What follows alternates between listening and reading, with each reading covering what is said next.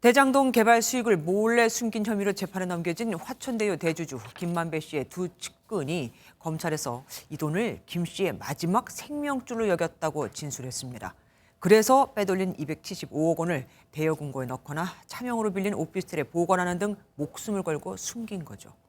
이 가운데 100억 원을 압수했는데 검찰은 회수 못한 돈 일부가 이재명 민주당 대표 측에 흘러갔을 가능성이 있다고 보고 있습니다.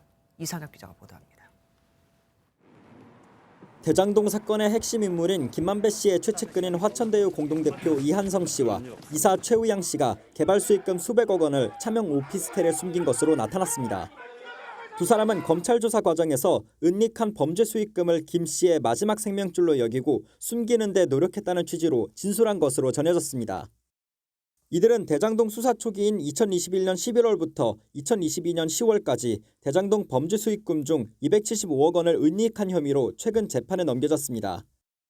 검찰 관계자는 범죄 수익금을 고액권 수표로 인출한 뒤 다시 소액권 수표 수백 장을 재발행해 차명 인차한 오피스텔과 대여 금고에 숨겼다고 설명했습니다.